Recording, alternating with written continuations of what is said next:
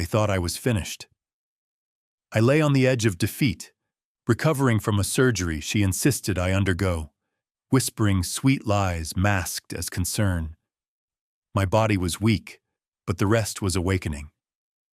That day, the day she bankrupted me, time crawled. She siphoned away everything we built together, while I drifted in and out of anesthesia, oblivious to the betrayal unfolding. Eliza's deft hand removed my name. The company transformed overnight, rebranded to reflect her ambition. I struggled against a fog of disbelief, but clarity pierced through the haze. The betrayal wasn't a moment of recklessness. It was a calculated strike, designed to obliterate me. In that fragile space between consciousness and despair, anger ignited like wildfire within my chest. But rage wouldn't serve me. No, what I would cultivate was something colder, insidious, a quiet resolve. Rebuilding would take stone and strategic planning, not chaos. The seed of revenge took root in my silence. Days blurred into weeks. My name became a ghost, one appropriate for an ex-leader left in ruins. Friends turned to shadows. They scattered the moment she claimed the throne. My office, once a sanctuary bearing the marks of our shared sweat, now flaunted her initials. I sat in the corner of the shareholder meetings, clad in a simple hoodie, a specter in their midst.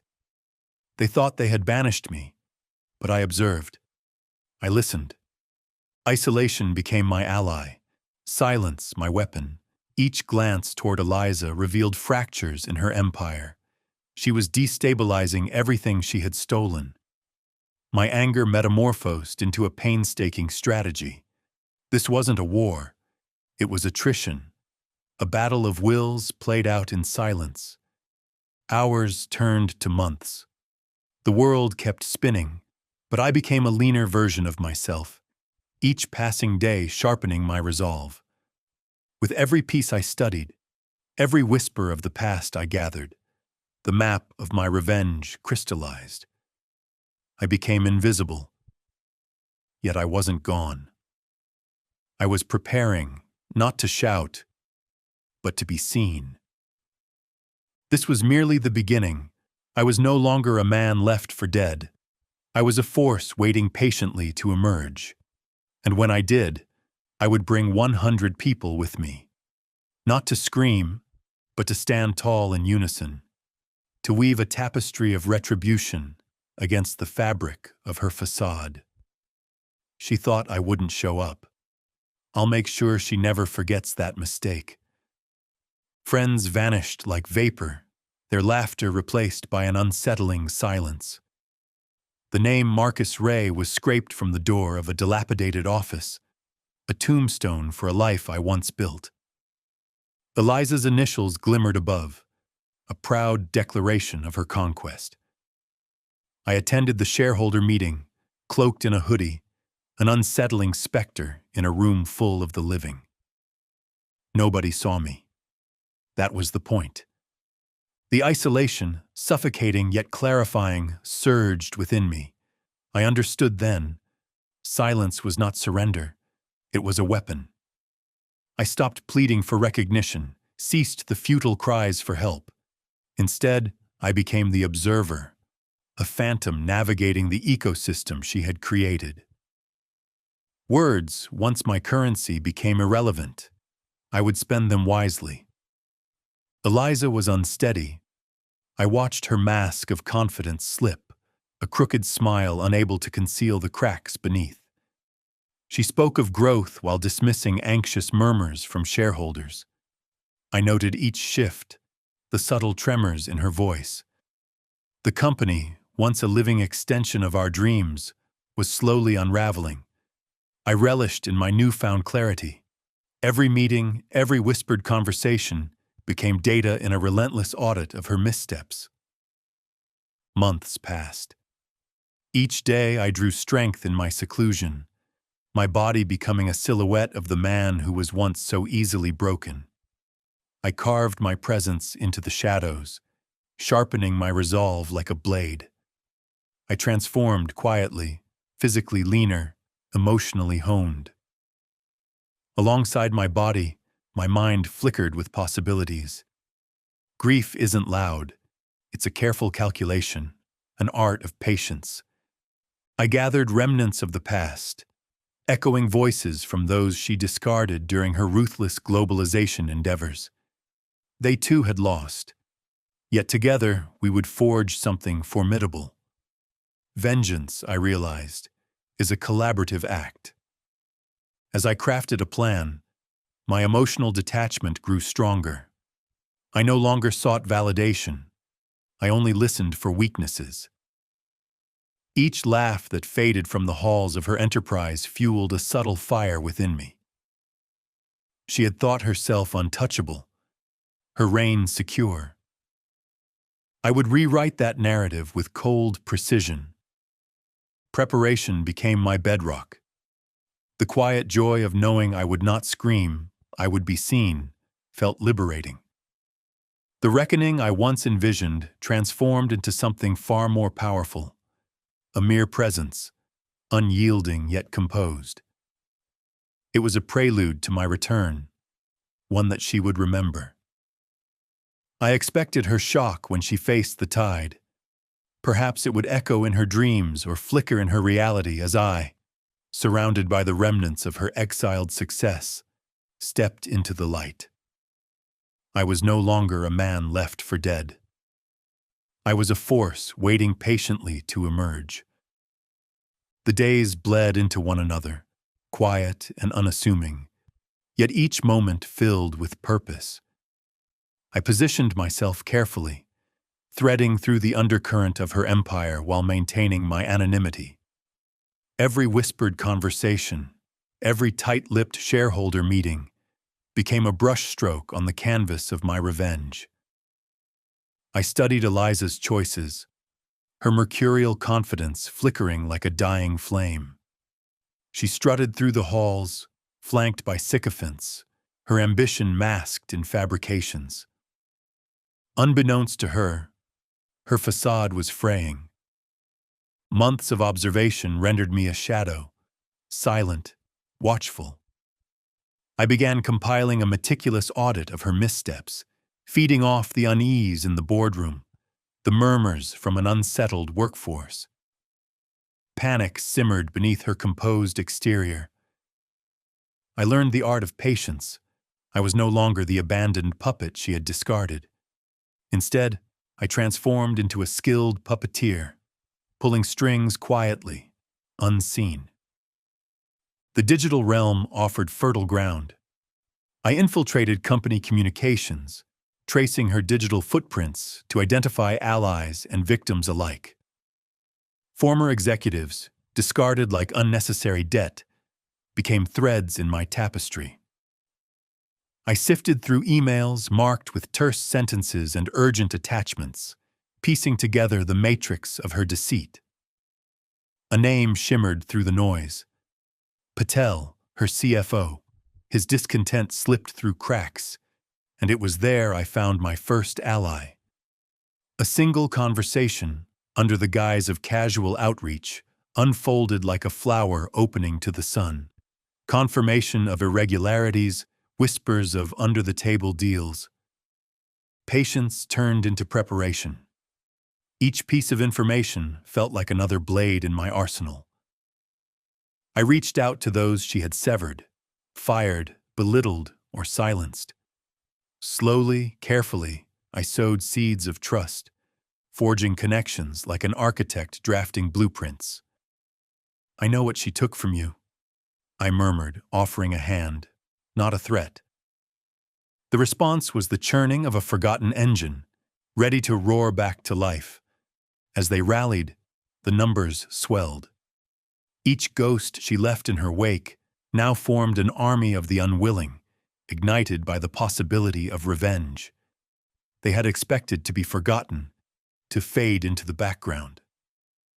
Instead, they resurfaced, not as remnants of failure, but as rising architects of a future meticulously crafted. In the quiet hours, I trained in my solitude. Physically, I recast my silhouette, cutting, honing. My muscles grew taut, my mind clearer, each breath an affirmation of my purpose. I conditioned myself to the rhythm of shadows, moved like water flowing through cracks in concrete. The world thought me inert, but beneath the surface a storm was brewing. I reveled in the silence, the calm before the storm, knowing that Eliza believed she had quelled my existence. She thought I would remain insignificant, lingering on the outskirts, but I was gathering strength. Anticipation filled the air, a tension built not in noise but in quiet deliberation. I would not strike recklessly. My revenge would come with precision, an execution without excess. And then, when the moment was ripe, I would emerge from the silent shadows. She would sense my presence, the weight of 100 souls tethered to my cause. This would not be a scream in the night. This would be the precise detonation of a long simmering wrath, measured and exact. She thought I wouldn't show up. I planned to make that her fatal flaw. Time blurred, but purpose sharpened. My routine, once hollow, now hummed with calculated momentum. Months of observation turned to weeks of preparation. Each day I harnessed the energy of 100 souls, each discarded like debris amid her ruthless ascent. I was no longer a ghost. I was the architect of a reckoning. The moment came like a whisper. I'd worked the edges of Eliza's empire quietly. It crumbled from the inside, an echo of her ambition rotting at the core. I began leveraging my network, those private equity mentors who once turned to her for guidance. I was methodical, each step choreographed in intimate silence, each conversation weighted with purpose. A single meeting shifted the balance. One mentor emerged from the shadows, murmuring about a patent. A fabrication, he said. The plans Eliza strung together like pearls, now dangling frayed at the edge of reality. As the words settled in my mind, maps of revenge unfurled within. Bandwidth of truth was expanding, an intricate web woven by my own hands. So, I reached out. I engaged the former associates she had underestimated, those men and women she cast away like trash during her globalization spree. They remembered. Each return was a reunion with fire, a flicker igniting among the discarded. Conversations beneath the surface built a camaraderie fueled by vindication. Was it camaraderie? Or was it courtship with revenge? No matter. The synergy bore fruit. As they rallied, the momentum shifted. I held the quill, drafting our narrative, no longer a solitary tale of deceit, but a collective saga of reclamation. They whispered Eliza's secrets like confessions, echoes of heartache now transformed into architecture for our retribution. The mirror hung heavy on the wall, reflecting Eliza's illusion. Every boardroom, every point of sale, all were snapshots of her ego, an empire built on the ashes of her victims. I thrived in the shadows, attending her galas without being seen, standing on the periphery, observing, listening. The tremors of her insecurity were palpable.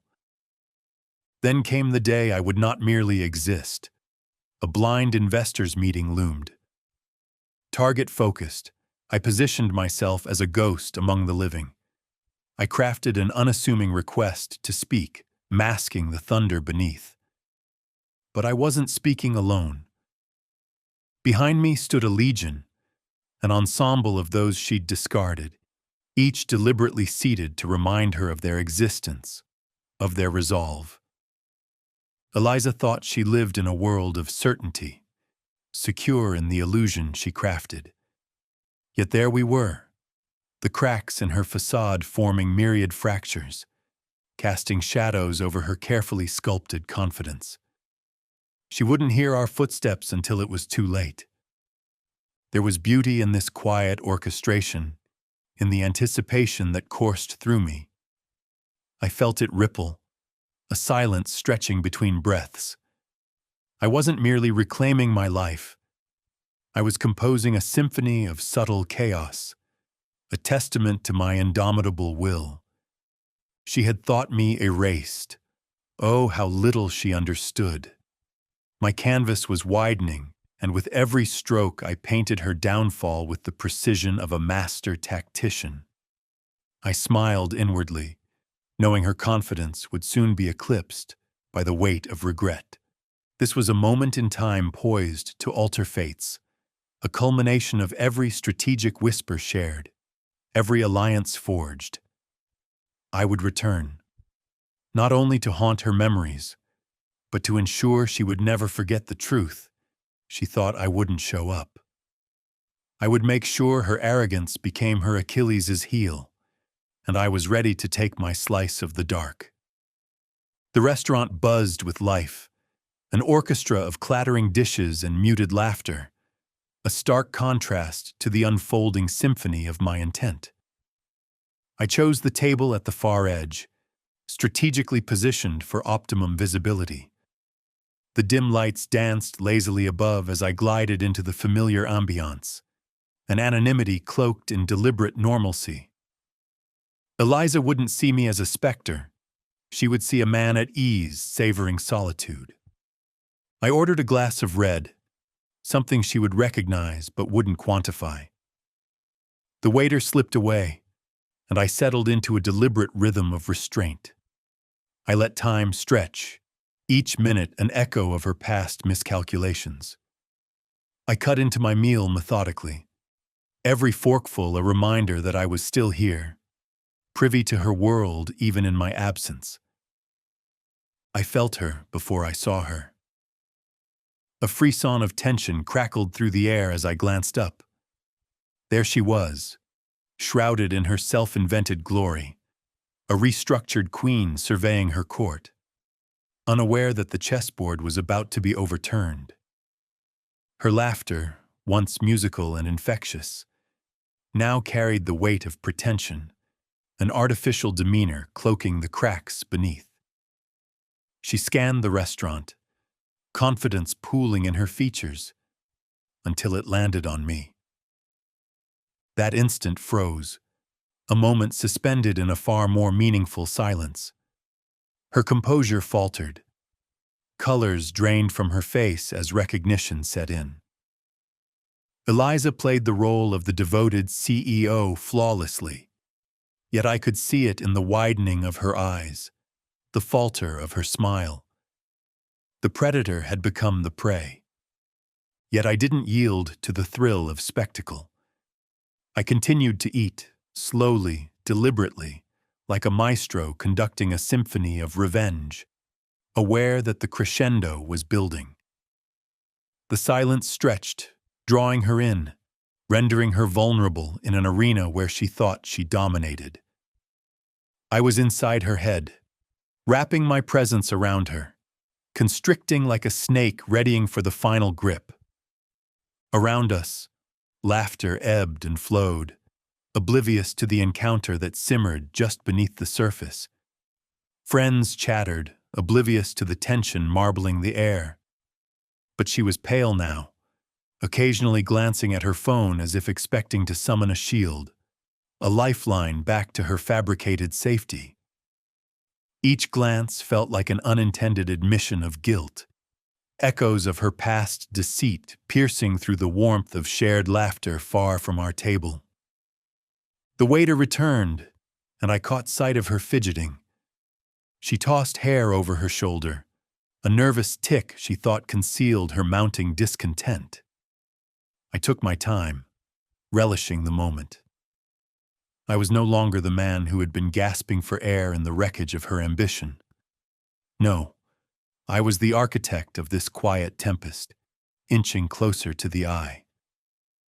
I sipped my wine, allowed it to linger before swallowing, like savoring every flavor of her demise. She glared, surrounded by sycophants, yet the amusement had left the air. I remained unflinching, rooted in the calm of my resolve. This wasn't merely dinner, it was a reckoning. I had come not for vengeance at the tip of a blade, but to let silence reshape the narrative. I would remind her that the earth beneath her kingdom was still shifting, that once you dug the grave for another, you risked unearthing your own demise. As I rose from the table, I caught her gaze one last time, allowing the recognition to settle between us, weighty and palpable. She thought I wouldn't show up, a miscalculation that would haunt her with each passing moment. I didn't need to scream. I only needed to exist where she feared I might, a gathering storm in the heart of her sunny day. And one day, just when she thought the sun would shine endlessly, the clouds would roll in, and the tempest would break. The calm was only beginning. She hadn't seen the truth of my reemergence. Not yet. I picked up the phone, fingers trembling slightly, not out of fear, but in anticipation. I had reached out to 100 people, each a ghost of Eliza's past, and each now ready to rise with me. Their eagerly shared stories, their worn-out hopes, layered tightly on my mind like the fabric of a well-worn suit. But how fragile these alliances felt in the throbbing quiet of my apartment, where the walls whispered the ghost of my former self. Then, as if summoned by my doubt, an unexpected name flashed across my screen. Patel. The CFO, Eliza's shadow, the keeper of her secrets. "I know where they'd be on Tuesday for the investors' meeting," he said, his voice shaky yet alive with a simmering excitement. But with that tremor came the unexpected. He added, "I'm not sure I can help you if I'm there." Instincts clawed at me.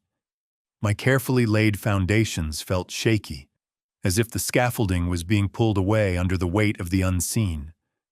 An unexpected complication? Now? It threatened to unravel everything I had constructed, the strategic threads I had been weaving into my tapestry of revenge. Trust, I realized, can be a blade that cuts both ways. I had always known this. But doubt? It pressed against my resolve like a thief clutching a knife in the dark. "Can't you make them see?" I pressed, my voice calm, grounded. Not a shake, not a flinch. The silence on the other end felt heavy. All I could hear was the faint rustling of his thoughts. "If you betray her now, you betray yourself." And there it was. The fissure. I recalibrated, visualizing the situation as a blade sharpened anew. I was as much a part of this game as he was, and I could not afford to let my own momentum falter. "Patel, if she finds out, she'll tear you apart. Your only choice lies in not being a casualty in this battle."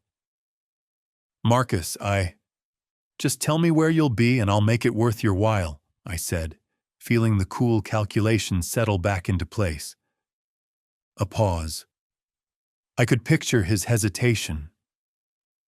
Then he relented, slipping a date into our conversation. I pictured the scene atop a pedestal, glittering, deceptive.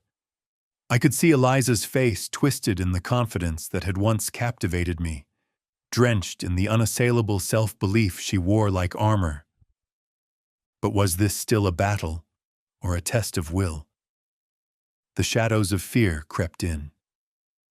As I hung up, I stared into the reflective surface of my watch, an empty void staring back. Had I counted on their loyalty too much? Was the weight of their memories, those discarded faces, enough to build my impending reckoning? A tinkling shift in the atmosphere sent a shiver down my spine, reminding me that nothing is certain until it breathes. I tightened my jaw. Number doubt would not lead me astray. Each step toward vengeance, each whisper of collaboration, would require a recalibration of trust, a sharpening of resolve. The risk was palpable, yet so was the thrill of the unknown. Underneath my forced confidence, fatigue lurked, gnawing at the edges of clarity. Was the day I had crafted out of ashes being threatened by the very people I thought had risen with me? Number, I wouldn't allow this. I envisioned 100 silhouettes behind me, an army birthed from privilege and pain. Each had a stake in this game. Each would echo my resolve, sharing in the execution of our symphony. But in a world where shadows could crack into light, I had to ensure our narrative did not fracture. I crossed a room suspended in my thoughts, seeking certainty, obsessing over what lay ahead. Preparation had been meticulous. Now it required sharper edges. I took out a map littered with alliances and contingencies, tracing paths of the unwritten narrative. I couldn't allow just whispers to guide me. Data would be my scalpel. Reflections of doubt surfaced. We were close, but the stakes climbed, and clarity became paramount. I wouldn't confront a singular face. I would resonate with 100 lives intertwined with my design. I would have to sit silently among them, a spectator at my own revenge. After all, they thought I wouldn't show up. How clever of them. I would recalibrate everything, not a storm, but the calm before it. With every step, I would slice through the delusion of her world, not yelling, not imploring, but with cold precision, standing where the light could catch the details. It was time to let them see everything I'd orchestrated. Let them witness the quiet fury, like a storm building just beyond the horizon, unseen but undeniable. And just as I began to formulate, perhaps this was what the moment had been searching for. I would emerge from the shadows, not as a lone figure searching for justice, but as the keeper of proof, reminding them once and for all. She thought I wouldn't show up, but I did, and the weight of my legion loomed behind me, ready for the reckoning. I entered the conference room without fanfare, the weight of 100 lives echoing in my footsteps. Each step felt deliberate, a measured beat in a symphony tuned to quiet vengeance. The atmosphere buzzed with anticipation. The investors sat clustered together, rehearsing the nuanced dance of corporate risk assessment they performed so routinely. They didn't expect me to walk in. Empty chairs echoed with the reverberations of Eliza's confidence, yet I could feel the tide shift as I settled into position. I stood there, an unassuming figure in tailored gray. My presence contrasted against their polished facades. I wasn't here to scream or rattle cages. No, I simply wanted them to see.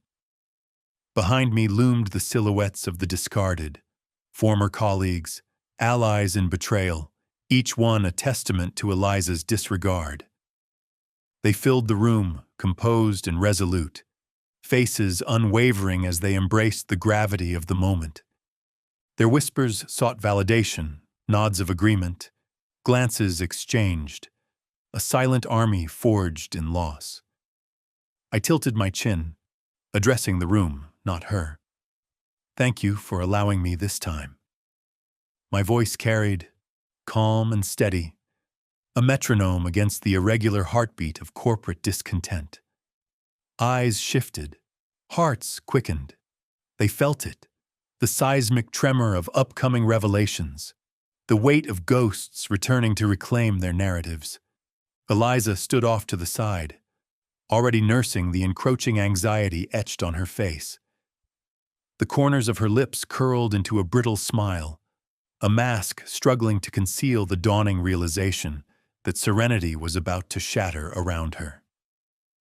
She believed she was in control, the queen in her castle of stolen titles, her empire built on ash and deceit. There, In that ambient hush, I played the key. I turned toward the investors, laying charts and documents across the table, like pieces of a local folklore unleashing a monster from its slumber. Eliza's rebranding, an exercise in vanity, dressed as innovation, is rooted in deception. The room held its breath. We've traced her claims, found discrepancies her team buried beneath layers of corporate jargon. I looked to my people behind me. They remained silent, an unwavering wall of collective resolve. This was about the truth, not theater. The investors' eyes darted to each other, uncertainty rippling through the bunch. Eliza's mask began to slip. "You don't understand, Marcus," she started, her voice laced with irritation. I suppressed the urge to respond, to engage in her familiar game system. Instead, I remained present, the embodiment of calm. Each second stretched, fraught with silent tension. Her anger fed into my planning. It was predictable, a remnant of her overconfidence. I continued, unfazed by her attempts to regain control. "The patents you flaunt occur with false origins. You know this. They've been manufactured through misrepresented channels," I stated simply, laying out the intertwining paths of deceit. I presented documents, visual proof elevating my every word. Whispers of NDAs and backroom deals drown in the light of day, present and verifiable. The investors shifted, fidgeting in their chairs, uncertainty gnawing at the edges of their decision-making, a crack beginning to form in Eliza's fortress. Each pause I took added weight to my silence, an amplifier echoing through that small room. I let the truth linger like an inviting odor, one they could not ignore.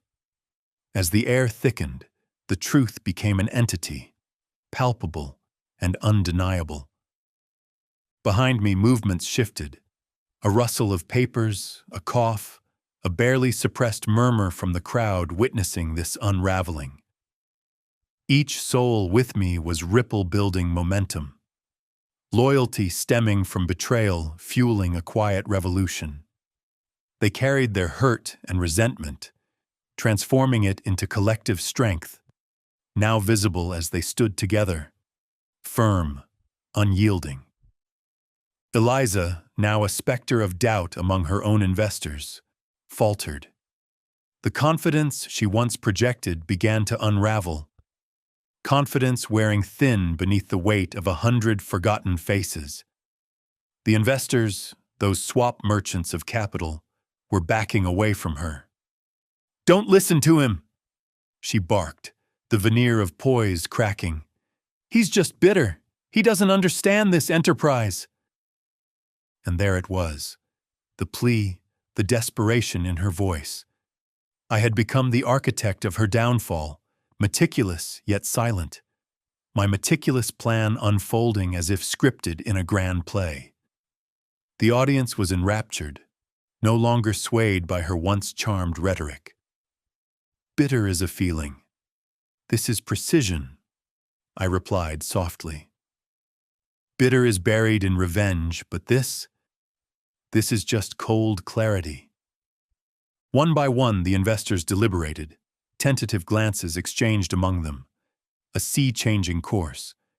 The rhythm of uncertainty pulsated, resonating with truths they could no longer ignore. The tactic had shifted. Revenge wasn't about rage. It was mastery over chaos. As they began to withdraw, the room morphed, and the silence had transformed. Eliza's empire was nothing more than a house of cards, collapsing neatly under the weight of its own lies. I didn't need to raise my voice. Everyone could hear the echoes of her miscalculations, every secret unfurling, each truth landing like an undeniable verdict. This was her moment of reckoning.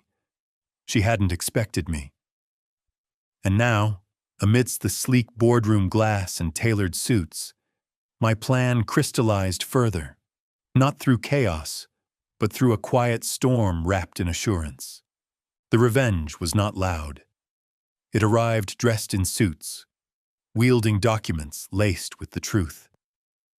She had built her ambition on ashes, and now the fire she ignited would consume her. In that silent crescendo, with 100 people behind me, I emerged, not as the once broken man, but as the architect of my resurrection. I had come not simply to reclaim my story, but to ensure that she never forgot. She thought I wouldn't show up. I did. And she would always remember the cost of my return. The air was thick with tension as Eliza's empire crumbled beneath the weight of truths long buried. I felt it before I saw it. Her confidence was fraying at the edges. She had built her reign on whispers of deceit, casting me aside like yesterday's news. Today, the stakes were higher, and I could sense her panic.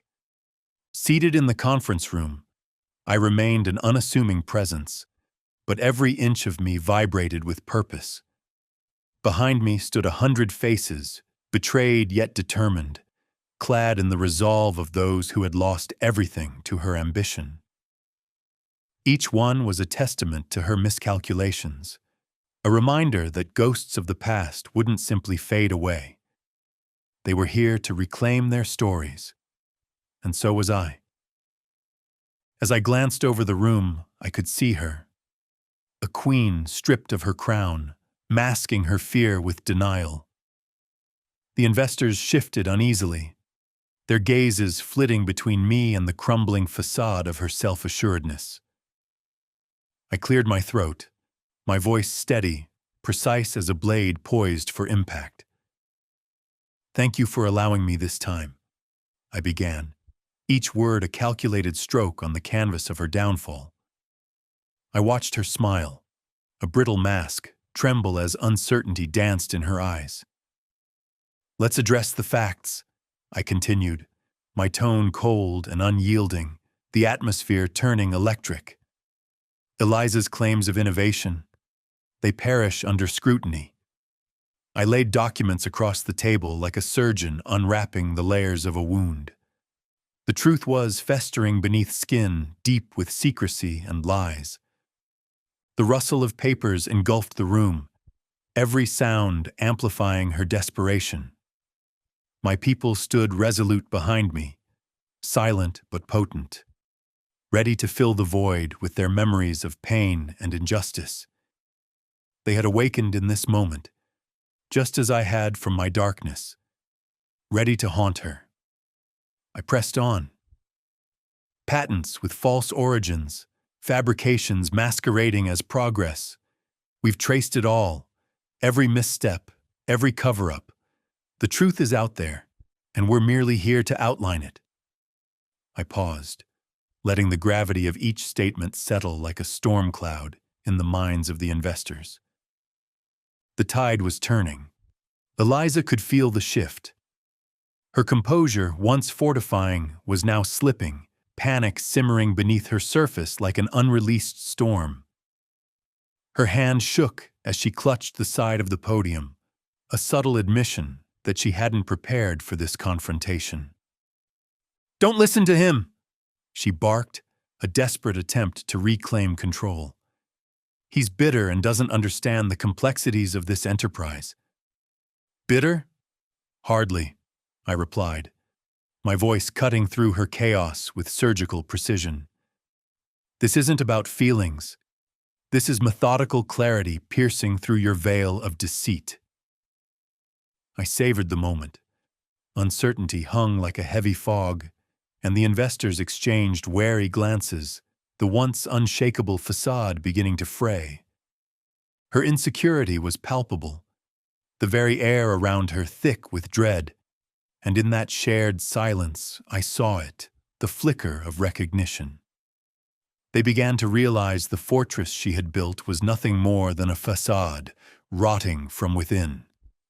No matter how you spin the narrative, the truth is here, and we're here to bear witness, I declared, my words steady, cutting through the din of her panic.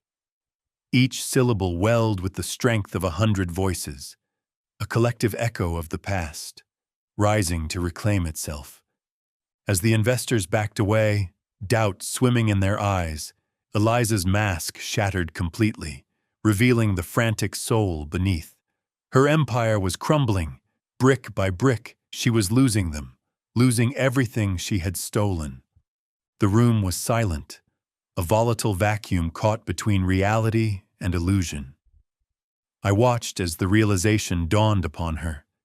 She had thought she would remain untouchable, but every lie she spun was dissolving into dust, swept away by the winds of our vengeance. With each heartbeat, I etched the moment into my memory, a taste of tangible power. I was the architect of her collapse, orchestrating from the shadows with cold clarity, a predator circling its prey. She thought I wouldn't show up. Her first mistake. Today, in this room filled with her discarded hopes, her empire was about to unravel, and I was here, not to scream, but to let her witness her reckoning. In a world constructed from her ambition, I stood poised, ready to strike, to ensure she would never forget the price of her hubris. I wasn't merely a man rise from the ashes, I was the storm, and chaos was my ally. Each breath she took now echoed the inescapable truth. Her reign was nearing its end. As she looked at me, panic etched on her face. I knew she felt the weight of her mistakes closing in. I would not need to take the final blow. I would simply watch as the foundations of her empire crumbled under the strain of her twists and turns, finding peace in the silence that followed. I didn't have to do anything but remain. I brought 100 people with me. She thought I wouldn't show up, and soon she would understand the consequence of that hubris. The storm had arrived, and it was time for her to face the reckoning she had long evaded. The air was thick with tension, a dense fog of uncertainty that filled the conference room as I prepared to shift the ground beneath Eliza's feet. She sat there, adorned in her customary bravado, but even from across the table I could see the fissures in her composure. A queen dressed in rags of deceit, her crown wobbling perilously. Her empire, a carefully constructed facade, was about to face a truth it couldn't bear. I glanced over my shoulder, stealing a moment to absorb the faces behind me. They were not merely shadows of what they once were. They were the embodiment of shared struggles, a silent testament to Eliza's callous wit. Each one held a story of betrayal, each one keen to finally be seen. The energy here, an electric current pulsing with promise, was not lost on me. I had spent years sculpting this moment, each piercing truth a blade designed to unravel her narrative. Now, only the silence lay between her and the storm I was about to unleash. I cleared my throat, the sound sharper than a knife cutting through the stillness. Thank you for this opportunity. I come before you today with evidence. My words sliced through the room, crisp and deliberate. I could see some investors lean forward, curiosity piqued. Others remain visibly uneasy, their loyalty a flickering light soon to be extinguished. One cannot build an empire on borrowed lies, I continued, glancing toward Eliza. Her lips formed a thin line, a mask she desperately clung to while her eyes betrayed the suffocating panic welling within. And it seems your landmark patents are mere illusions crafted from the shadows of real innovators. With that, I began to lay multiple documents across the table with measured precision, the truth emerging from the silence like a burst of sunlight slicing through gloom.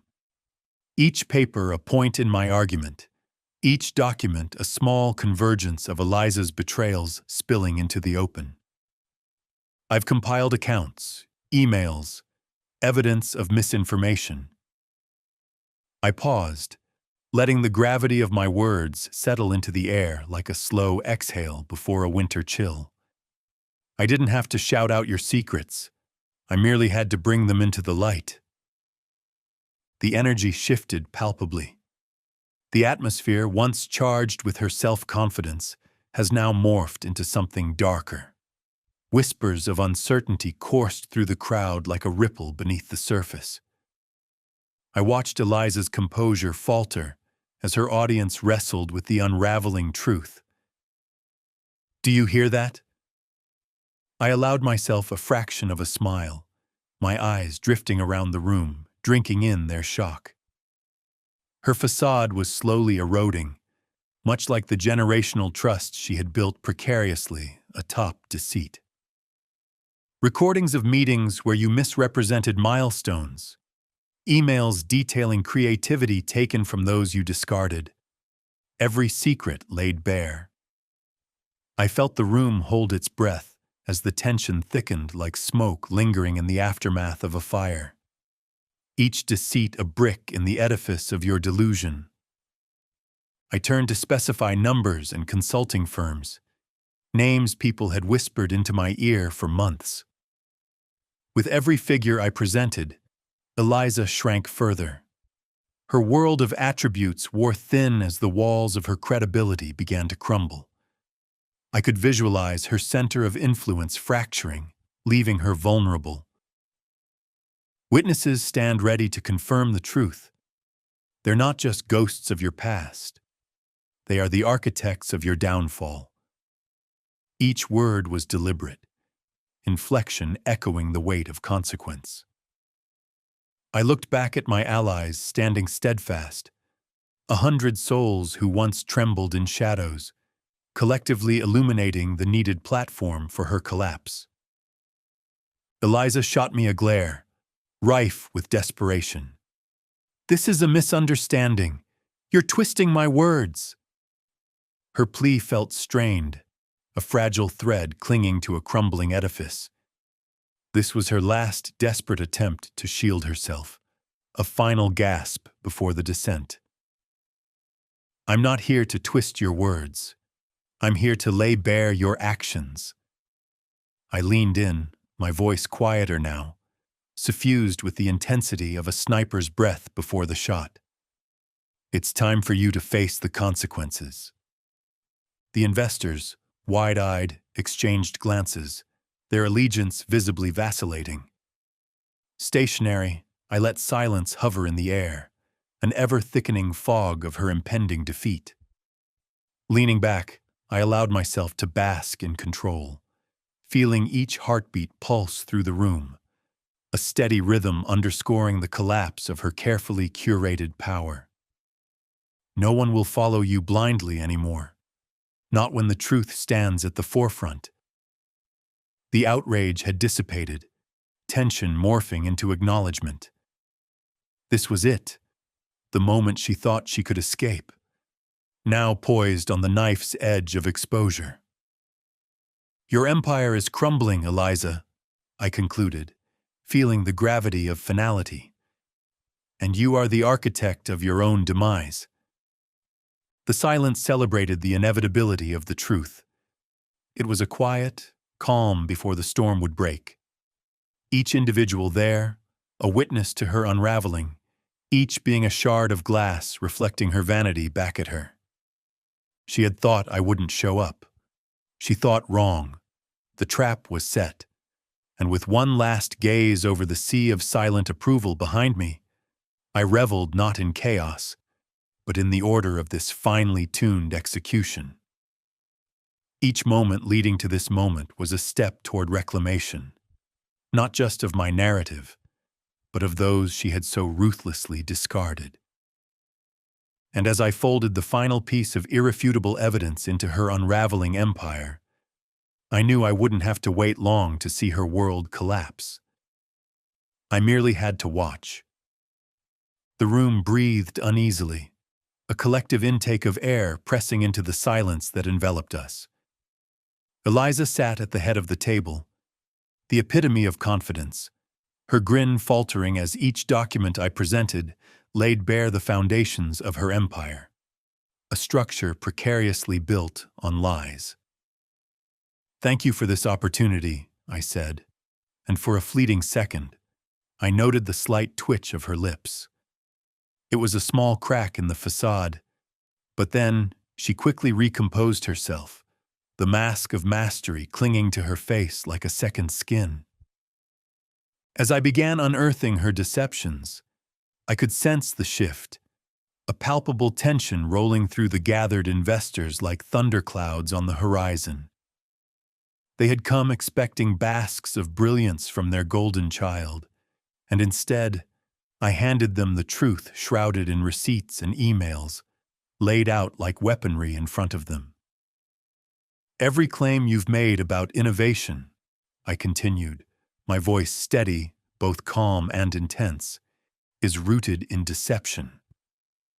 I watched her, eyes narrowing, posture bracing for impact. I watched as the carefully crafted confidence slipped, revealing the simmering dread beneath. She was beginning to comprehend what her empire had become. A precarious house of cards, teetering at the edge of collapse. Each revelation I unwrapped was a gust of wind, rattling the structure she had built.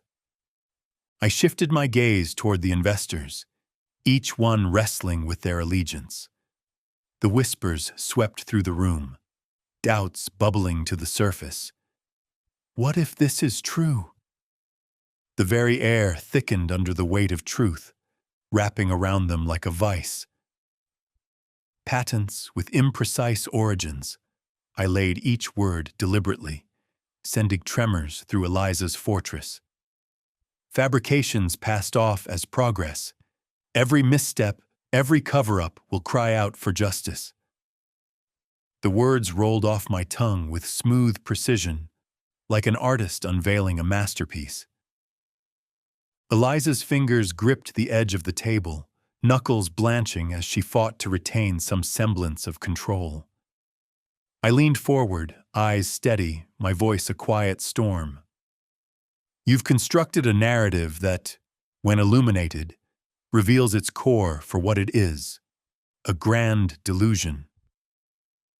The silence swelled, heavy with anticipated consequence, fair justice inching closer, a canvas awaiting the brush of resolution. Surely she'd expected a fight. Unraveled by shame, she instead felt the heat of accountability pressing against her skin. The investors glanced among themselves, their initial enthusiasm eroding with every shred of evidence laid bare before them. Behind me, I sensed the unity of my allies, their unwavering support and invisible armor at my back. This wasn't solely my revenge. It was a collective reclaiming of voices silenced, careers dismantled.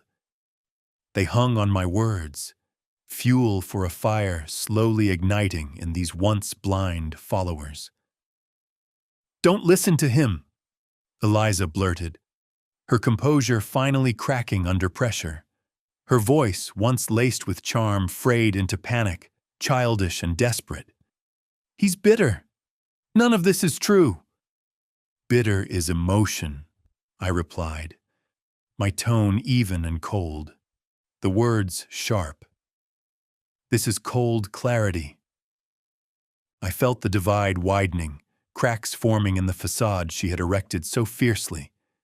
The investors, her audience, now viewed her as the precarious artist on that lost tightrope, grasping for balance in a storm.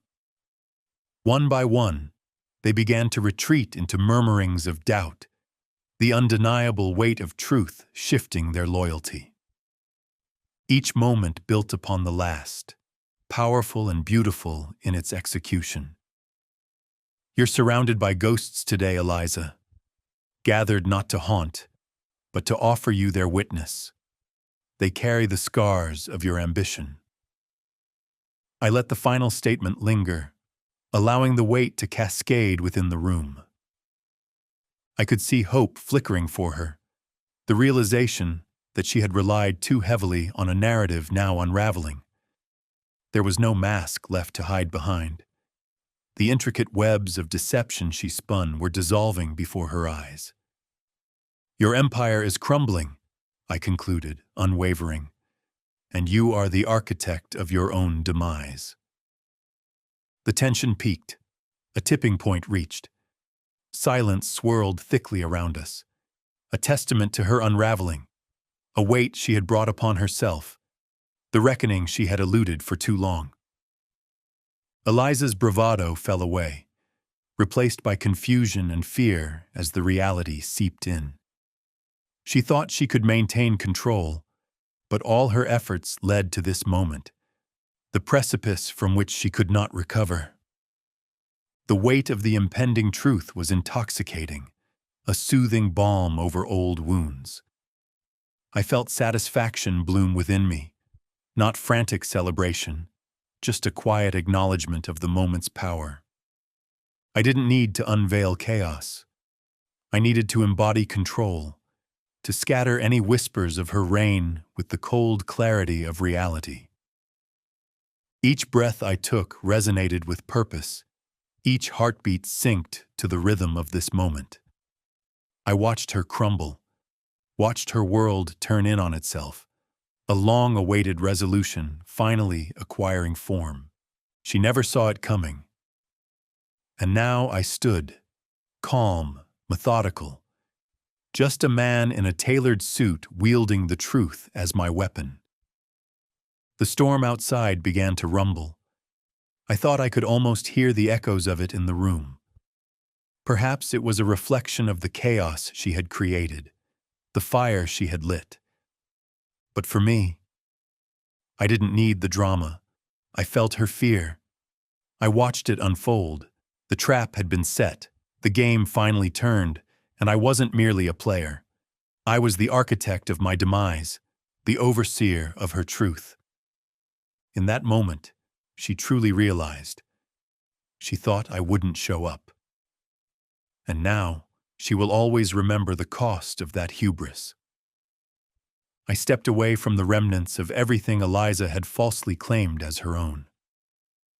The sun dipped low, bathing the skyline in shades of gold and crimson, a stark contrast to the shadows of our past. The old office tower loomed behind me, a monument to betrayal and ambition soured. I walked deliberately, each step grounding me in the reality I had crafted. No familiar faces greeted me. The streets felt both comforting and melancholic. The laughter and chatter from the nearby cafes faded into a distant hum, swallowed by my thoughts. No one recognized me, not the employees who had once worked alongside Eliza, nor the investors who had hailed her as their golden ticket. My transformation was complete. I had shed my past like a forsaken skin, becoming a ghost that moved through the remnants of my life undetected. As I strolled, I felt a peculiar mix of liberation and weightlessness, yet there was no rush of victory. The quiet of the evening settled around me, an unexpected companion. Every step marked the distance I had put between myself and the chaos that once consumed me. I hadn't left Eliza in ruins out of rage.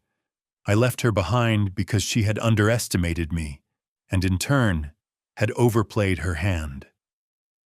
They thought it was about the company, about the losses and gains that made up the corporate battleground.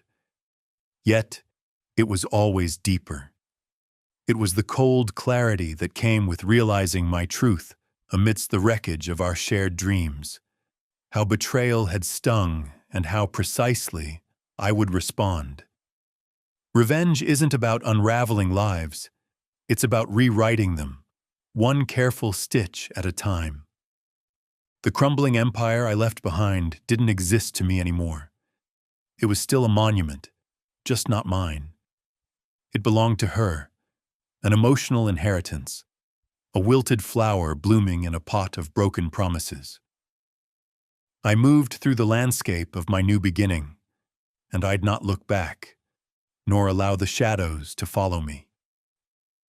Eliza might have thought she held the reins, but today she learned that control is an illusion, especially when built on the fears and failures of others.